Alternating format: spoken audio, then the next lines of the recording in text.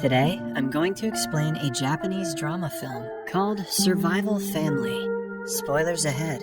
Watch out, and take care. The Suzuki family is a family of 4 living in the suburban part of Tokyo. At the beginning of our story, we see them in their small apartment. The father, Yoshiyuki Suzuki, is enjoying watching the television, while his son, Kenji, and daughter, Yui, are on their phones. We see that the family is wholly dependent on technology to keep themselves entertained, and hardly ever spend time with each other. So basically, they're no different than any other family in the world at this point. The following morning, Yoshiyuki wakes up late and sees that his alarm clock isn't working. He rushes outside and asks his wife Mitsui what time it is, only to find out none of the clocks work. Mitsui also tells him everything that runs on electricity has stopped working because of a power outage.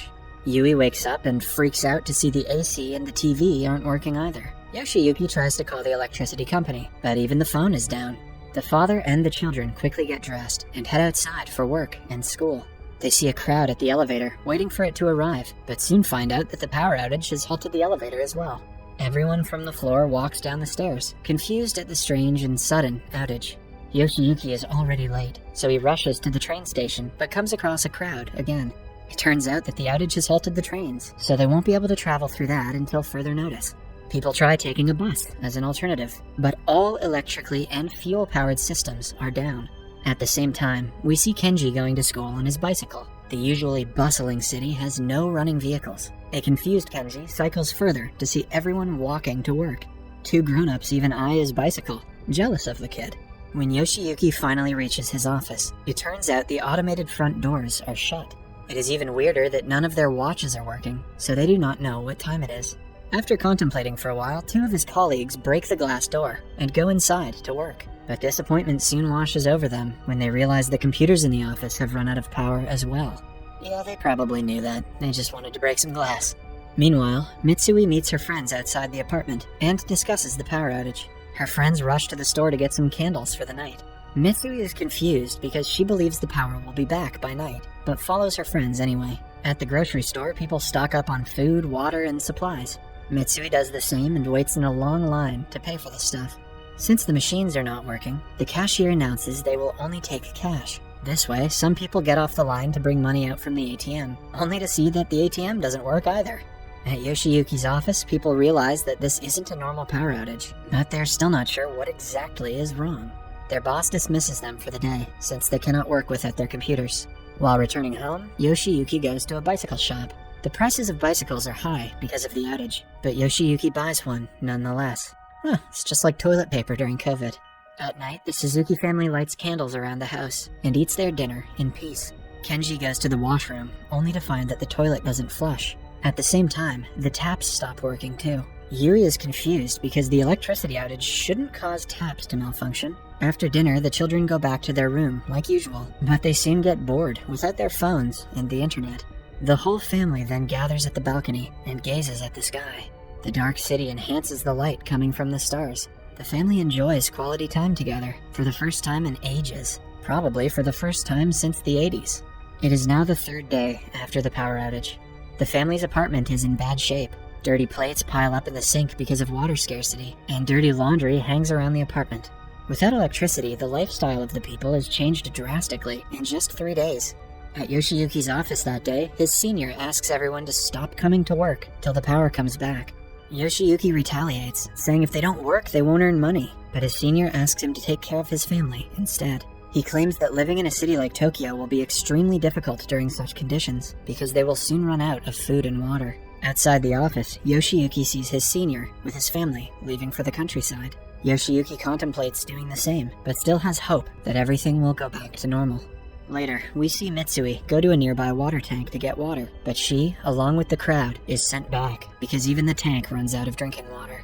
Meanwhile, Yoshiyuki goes to the bank to withdraw some money, but returns after being shoved around by the crowd. It is now the 7th day of the power outage. All grocery stores have been wiped out of food and supplies, offices and schools have closed, and the power outage has caused all factories to shut down. More and more people are moving to the countryside, and the Suzuki family decides to do the same. The following day, they pack up their bags and leave early in the morning on their bicycles. The children ride their own, while Yoshiyuki keeps Mitsui on the back of his bicycle. They have to buy drinking water midway, but all the shops overprice it. Mitsui bargains and manages to get some at a relatively low price.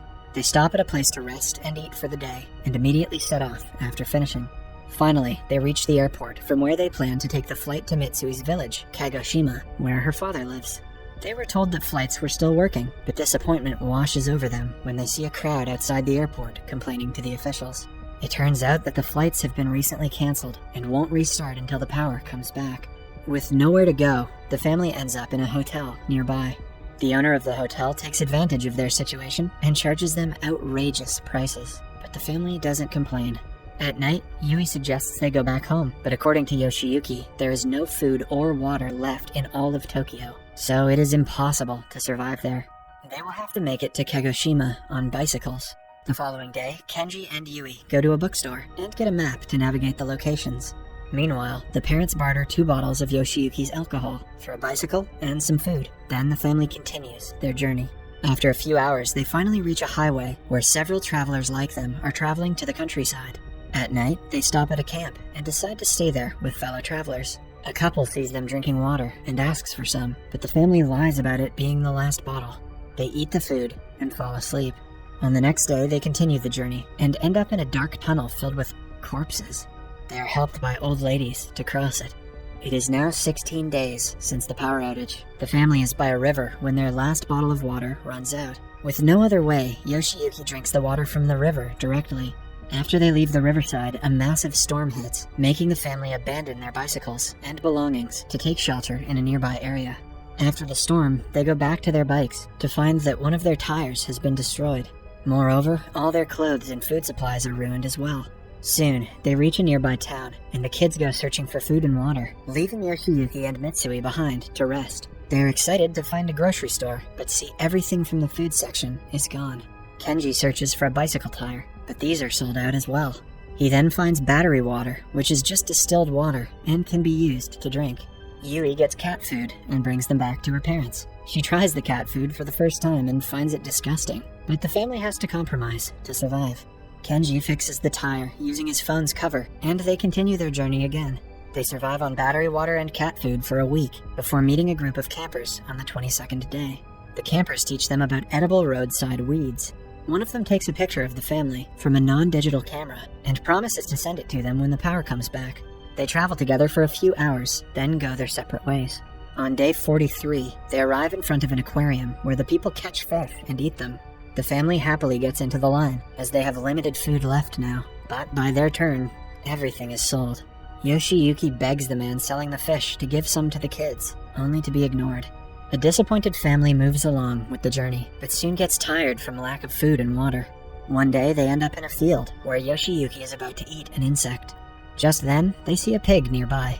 The family is overjoyed when Yoshiyuki manages to catch the pig, but they are reluctant to cut it, even while starving. Just then, a man approaches them and slices the pig himself. He introduces himself as Tanaka and asks the family to help him get the pig to his farm. At his home, he treats the family with a meal. They devour it completely, having starved the past few days. For the next week, they stay with Tanaka, but then decide to continue their journey to the village again. 3 days later, they end up by a river. It turns out the map they were following was old, so now they have to cross the river to get to their destination. They create a makeshift raft with pieces of wood and manage to get Mitsui and Yui to the other end. Then, Yoshiyuki and Kenji return to get the bicycles. However, just then, it starts to rain, and the water flows faster, taking Yoshiyuki with it. Kenji tries his best to save his father, but only finds his wig in the water. The family sits by the river crying, because they did not know Yoshiyuki was bald. Mourning Yoshiyuki's death. Sometime later, they continue their journey on foot. The 3 make it to day 94 because of the food they had stocked up at Tanaka. They are walking along a railway track when suddenly, some dogs attack Mitsui, making her fall off the road. The kids run to save their mother, only to see that her leg is broken. They get her back on the track but are attacked by the dogs again. Just then, the noise of a steam train is heard. The family is beyond surprised when the train stops in the tracks to pick them up. Since it runs on coal, the train is still functional. People inside dress Mitsui's injuries and help the family. In the following scene, we see Yoshiyuki's body washed up by the river. Fortunately, he wakes up and manages to get himself to a nearby truck. Just then, the steam train his family is in passes by. Yoshiyuki uses a smoke torch to get the people's attention. Finally, the train stops, and the family reunites happily. The train then takes him to their destination. They meet Mitsui's father after years and start living with him.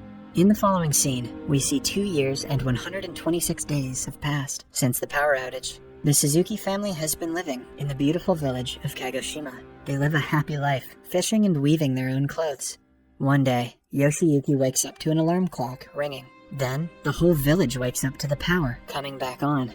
Light bulbs start to work and phones start ringing. Everyone is beyond surprised, but no one knows for sure what brought the power back. A few weeks later, the family is back to their old life in Tokyo. That didn't take long. I guess the internet is better than Grandpa. The news says that the 2.5-year-long outage was because of a solar flare from the sun. Some believe it was a terrorist organization's doing, but the reason is still not confirmed. The movie ends as the family receives a picture that a stranger had taken of them while they were traveling. The power outage taught people to appreciate small things in life that they took for granted. Like the Suzuki family, who didn't care about each other, was brought closer than ever because of the hardship they had to face. A world without technology. This is the scariest movie we've recapped yet. Subscribe for more videos like this, turn on notifications, and leave a like to help the channel out.